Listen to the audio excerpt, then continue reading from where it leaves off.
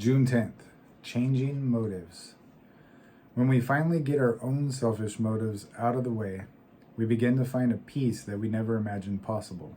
Basic text, page 45. As we examine our beliefs, our actions, and our motives in recovery, we'll find that sometimes we do things for the wrong reasons. In our early recovery, we may have spent a great deal of money and time on people, wanting only for them to like us.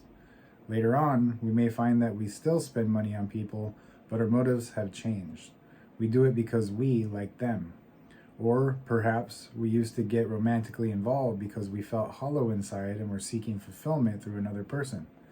Now our reasons for romantic involvement are based in a desire to share our already rewarding lives with an equal partner. Maybe we used to work the steps because we were afraid we'd relapse if we didn't. Today we work the steps because we want to grow spiritually. We have a new purpose in life today, and our changing motives reflect that. We have so much more to offer than our neediness and insecurities. We have developed a wholesomeness of spirit and a peace of mind that moves our recovery into a new realm. We extend our love and share our recovery with complete generosity, and the difference we make is the legacy we leave to those who have yet to join us. Just for today, in recovery, my motives have changed. I want to do things for the right reason, not just for my personal benefit. Today, I will examine my motives. I'm Herb the Addictaholic. This is Just for Today.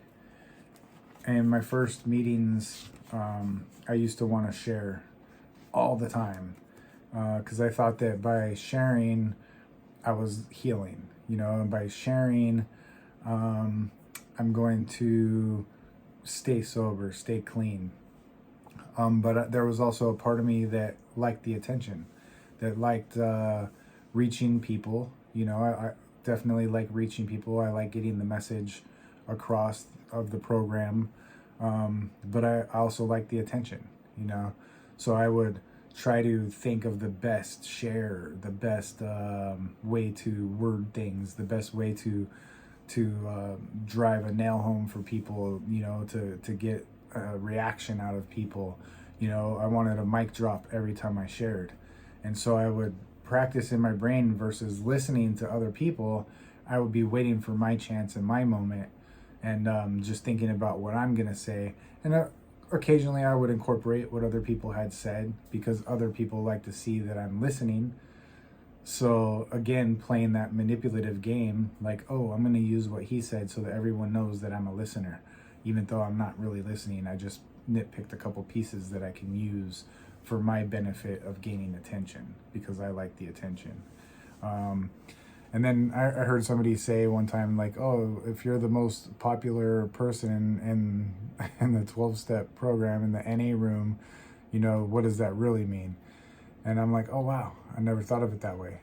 Not to say that we're bad people, not to say that we're all a bunch of crazies. We're addicts, and we have the disease of addiction, and we can have all kinds of other stuff behind us, good and bad, and there's no one person better than another, and I was putting myself in the better category because I could phrase my experiences better, or I can get the message across better. Now, I'm not going to lie. I still like getting the message across. I still like speaking. I still like going and doing panels on H&I with my club. I wouldn't mind being a circuit speaker. I don't mind doing that stuff, but really what I've learned is it's not about me. And the less that I've made it about me, the more it's about other people. And the less I try to plan what I'm going to say, the better it comes out. I don't plan any of these videos. I read these readings pretty much, I would say 99% of the time. The first time I read these readings is when I'm doing this video. And whatever comes out after just comes out and unedited, and I try to keep it that way. I try to keep it genuine because I know what it's like to see a rehearsed speech. And sometimes we can't help it, when we've been speaking for a couple years and we have some time under our belt, it's the same story. We just kind of shift to different versions of that same story, use different pieces to emphasize different aspects. So there's going to be some repetitiveness. There's going to be some rehearsal. It's unavoidable. But when someone's like really rehearsed something, we can tell, and we could read right through the BS and it doesn't hit home. You know, what hits home more than anything is emotion. You can feel when somebody's feeling. And if someone's just up there spouting, you know, and preaching and soapboxing, you can feel that too. And that's not what we're here for. And I try not to do that these days. And if I do, I apologize. I'm working on it. Thank you guys for coming out. Hope to see you tomorrow. Keep coming back. It works if you work it.